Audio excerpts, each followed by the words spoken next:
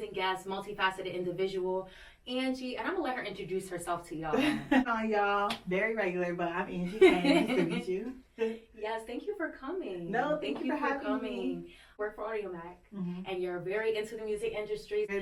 Yes, what can we look forward to? What can people look in store for you? I know you have also your own podcast now. Mm-hmm. Let's not get it twisted. She is her own host of her podcast. Yes, entrance industry. Yes. And how has that been going? It's cool. Right now we're in the recording, so we haven't put anything out yet, but I'm really excited to touch on the perspective of being an intern and being able to, work your way up into the industry, because that's always been a dream of mine. I think that starting off, I didn't really have any guidance or know how to get into it or how to navigate at first. So I think that this podcast will be able to help those who want to be in the industry at least hear from others' experience and kind of give them an understanding on what it takes or different ways that they can enter the industry. So excited about that. And you're hosting with Joan. That's yes, the name. my best friend. Okay, I was gonna say y'all seem close. There's a lot of chemistry there. Okay. And we met interning, so wow. Yeah. And that's huge because I heard your story. Internships work. Mm-hmm. There's value. Most definitely.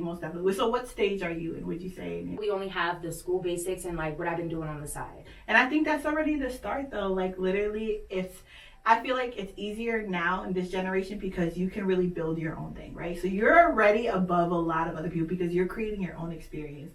And you don't even know how far that's going to get you, because a lot of people who even make it now, they start off doing exactly what you were doing. Where do you see it going from maybe 5 to 10 years from now? Well, I'm excited for the new waves, right? I feel like every 3 to 5 years there's a new wave, right? So right now it's kind of in the drill space, but what I'm really excited about is to see where Jersey Club takes. So we're having a resurgence where the world is finally understanding what Jersey Club is. Beyonce just danced to I Just Want to Rock on her tour. What I mean? And we grew up on this. Grew up on this, so it's finally to see the world appreciate it. It's crazy. So I'm just hoping that Jersey really gets its recognition.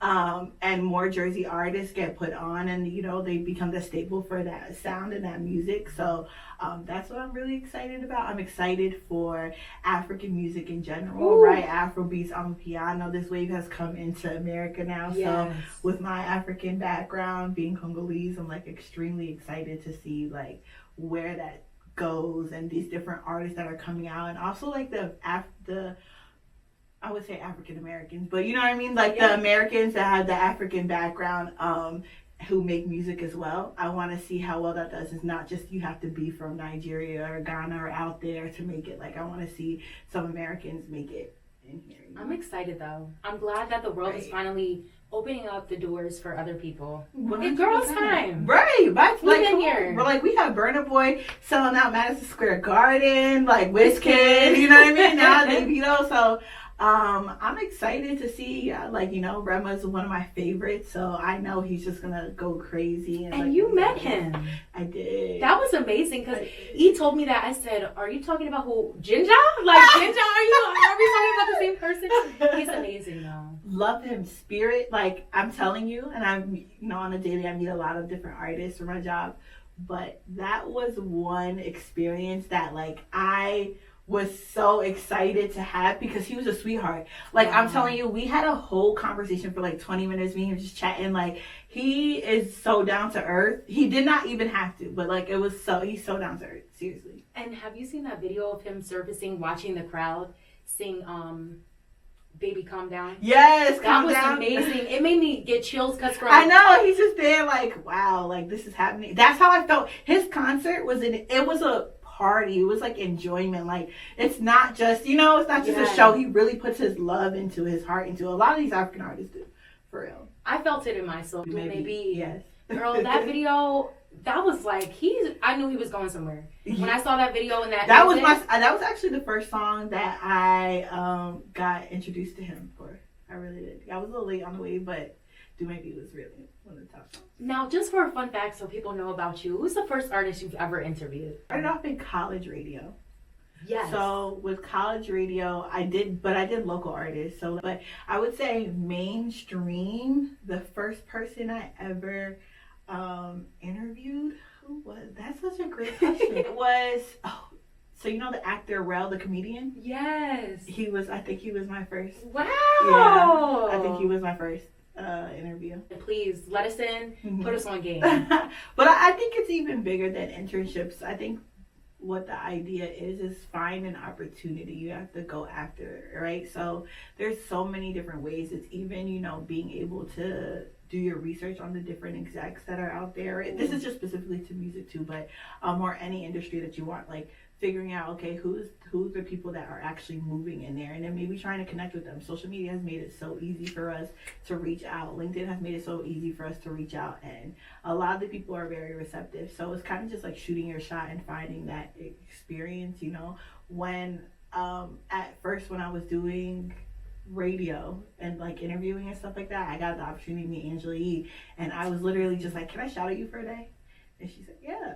And literally brought me to the Breakfast Club. So that was an opportunity to where I was able to see it firsthand. Nyla Simone did the same thing for me. Like, they were able to bring me in the room. And from there, I met people. I made sure they seen my face. I made sure I kept in contact with them. And then, you know, the opportunity didn't come immediately. Right. I really had to foster those relationships. And then it was like, okay, yeah, come on. Y'all, seriously, shoot your shot. Shoot your shot. You know what I'm saying? Shoot your shot. Because I was right in Angie's DM. Another question would be, where do you see technology taking the music industry? I'm so nervous for this AI.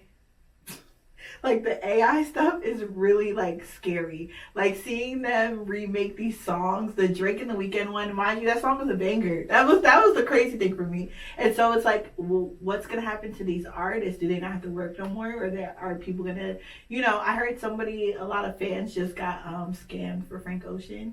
They thought that they were going to get unreleased songs, but really it was an AI who created it, and like they got thousands of dollars. So that's why. Now you know that's ghetto. Y'all know that's ghetto. I'm nervous. I really am nervous because this AI is going to make it so difficult for like the musicians to really make music. If other people are making, you know, do you sound like you? They're making it sound like you. How about in court? Right. They could be transcribing your voice. You know what I'm saying? Like, so I don't know. And it's like, is it copyright because they sound like you, but it's not your lyrics? Like, how is that going to work legally? You know? Y'all, AI is good and bad. I'm trying to figure out where the good is. All I see is the bad right now. And that maybe I want to ask, what advice do you have for young Black entrepreneurs trying to get into the podcasting or trying to get into the music industry? Yeah, do it yourself first. Like, you don't have to wait for anybody. When I started a college radio, like, I got so many notes to even get in because it was so big for like indie rock. So to have to come in as one of the only Black girls and try to force my way and tell them, no, like, the college campus will love hip-hop, we got to do hip-hop shows, and, you know, and break that barrier. And then starting my own, I did my own marketing and put the flyers out so that other people would hear about it. So then I had other people reaching out, and so that was like the beginning for me to do it myself, right? And so that kind of gave me the I wouldn't say stain, but I at least like the experience that I really needed. And so people would take me more seriously because now I had a portfolio. I could show them what I was doing. I could show them like who I was as a personality. You know, create your own platform. Why are you waiting for anyone else to create a platform for you or work for someone else when you could just do it yourself? All these artists, Kai Cenat, you know, like I was saying, like, he's doing it himself, and then Twitch shut down on him. I bet you money he's going to start his own thing, you know?